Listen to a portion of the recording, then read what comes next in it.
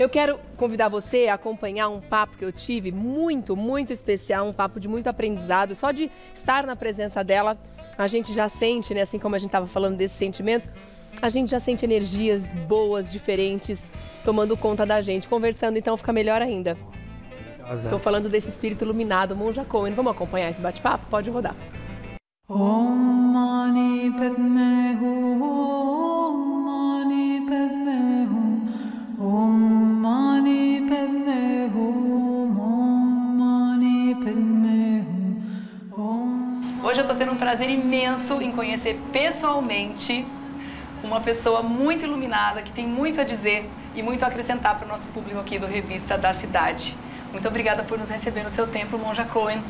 Um prazer estar com vocês. Muito especial esse encontro, antes de mais nada. Muito obrigada, que bom. Bom, vamos começar então entendendo o caminho que você trilhou para chegar hoje nesse exemplo de palavras de sabedoria para tanta gente. De Cláudia para Monja Coen. Como é que foi esse caminho? Como é que ele foi trilhado? Eu acho que desde muito cedo, minha mãe era uma poetisa e era professora de declamação, acho que nem sei se isso ainda existe, né? E ela tinha muitas poesias existenciais, filosóficas existenciais. Então eu cresci ouvindo e questionando a vida.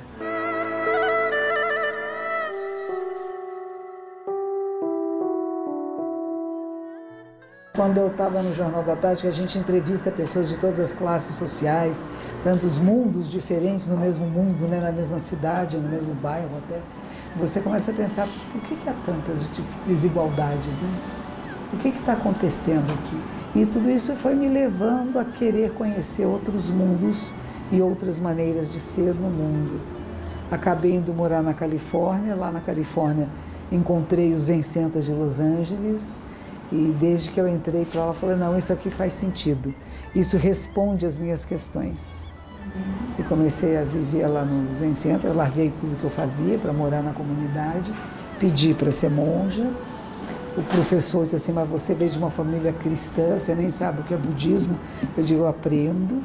Minha mãe questionava muito, mas minha filha, por que numa religião do outro lado do mundo? Você podia ser uma freira católica, né? E a minha mãe, finalmente, um dia, ela me telefona e diz, filho, eu já entendi. Você estará servindo a quem eu chamo de Deus. E seja qual for a religião que você escolha, é a Ele que você estará servindo, eu te abençoo. E faltava a bênção da minha mãe para o meu professor me ordenar. Porque Buda dizia que você só pode receber ordenação monástica se seus pais, vivos ou mortos, aprovarem.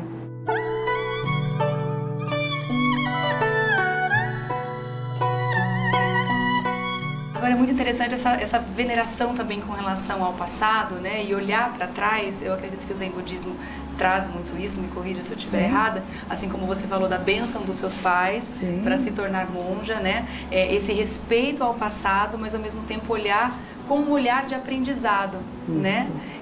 Isso tudo que você está falando vai muito de encontro, né? Com o que o Zen Budismo traz justamente nesses ensinamentos do não esqueça o passado, né? Olhe para trás para corrigir e seguir adiante. E respeitá-los também, compreendê-los onde é que estavam. Por que fizeram isto? O que acontecia com eles? Que época histórica era aquela? Que causas e condições faziam que se manifestassem daquele jeito? Coisas boas nós vamos levar adiante. E o que não é bom, a gente vai deixar de lado, não é esquecer. É lembrar para quem jamais se repita.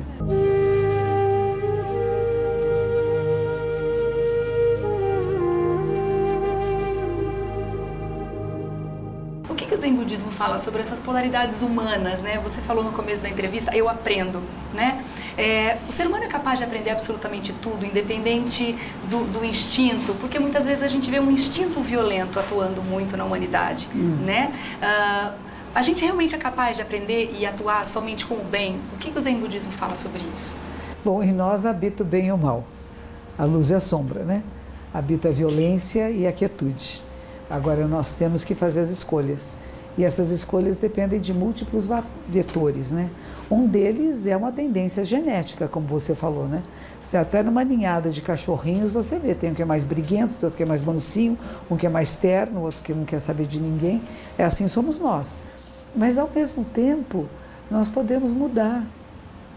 E não é só porque eu tenho essa tendência genética que eu obrigatoriamente vou me tornar um monstro no mundo ou uma santinha. Não é isso. Você não faz meditação para ficar bem. Você não faz meditação para virar um anjinho e ficar boazinha, não. É para conhecer. Conhecer esses universos que nos habitam e fazer escolhas adequadas.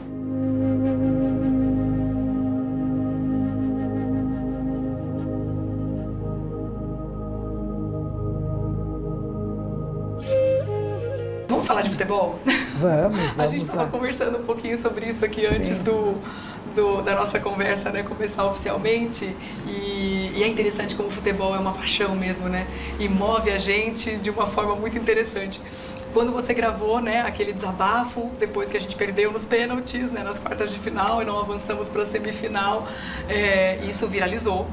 E eu acabei encontrando o seu vídeo no Twitter e algumas pessoas escrevendo comentários muito espirituosos a respeito disso, inclusive no sentido de parabéns, Tite, você fez com que a Monja Coen perdesse 30 anos de meditação hoje com esse jogo. Em um minuto. Em um minuto de desabafo nas redes. Queria saber quem foi que escalou esse povo aí pro pênalti.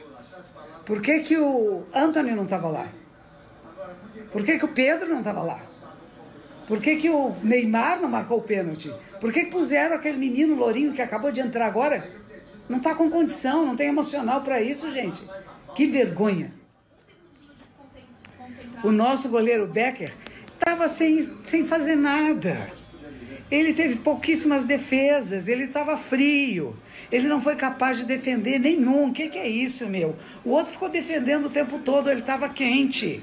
Mas agora, quem pôs aquele menino Lourinho lá para marcar pênalti, ele não tem condição, acabou de entrar. Ele não tem condição. Por que não pôs o Anthony, que estava bravo, que estava forte? Que vergonha. Eu fiquei indignada, realmente fiquei. E é a tal história, eu não finjo que não estou indignada, eu sou monja, tá tudo bem. A gente perdeu agora, depois a gente ganha, sabe? Esporte é assim. Vamos e superar. Esporte é assim, eu achei maravilhoso, porque humaniza tanto a figura da monja também. Desculpa te interromper. Não, esporte é assim, sim, a vida é assim. Ganhamos e perdemos, é o que aprendemos com isso. E a minha pergunta não era nem para o Tite, ele falou, quem foi que escolheu esses jogadores para fazer os pênaltis nessa ordem que escolheram?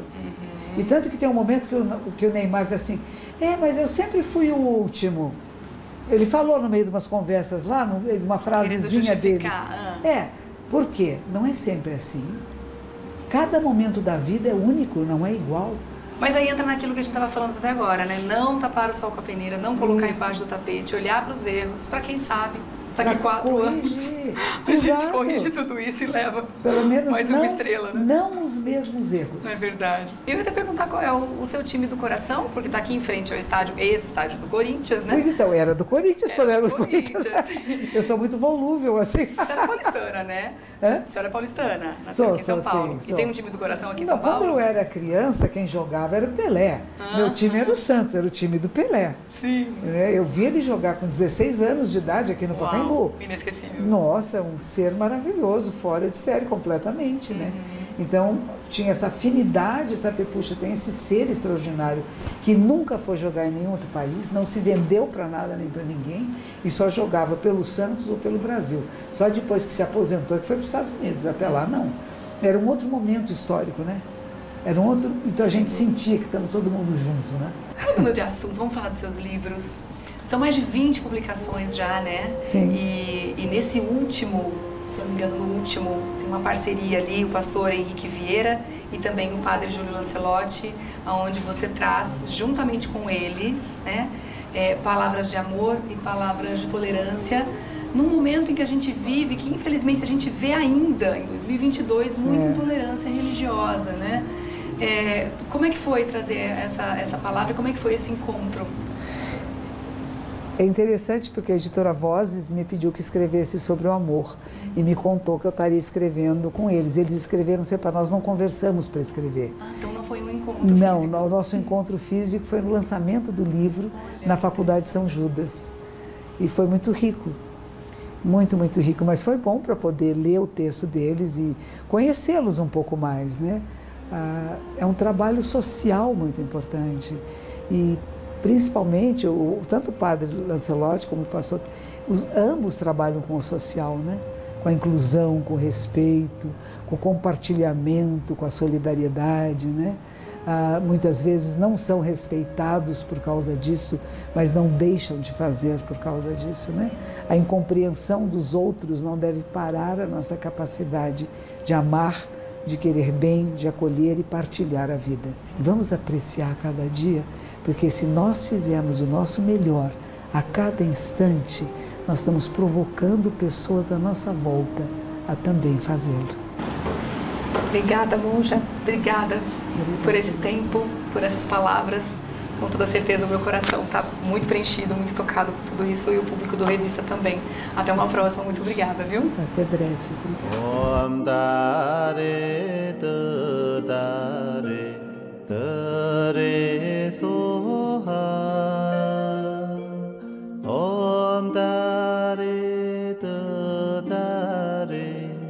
Agradecer a Monja Cohen mais uma vez também por ter participado dessa entrevista aqui com a gente no Revista. E aí para você seguir, né, que aliás chega a ser até divertido, além de muito instrutivo, né, e ter muito conteúdo legal, chega a ser divertido seguir a Monja Cohen, quando ela fica brava com futebol, ela fala mesmo. Pode seguir no @Monja Cohen, tá bom? @Monja Cohen.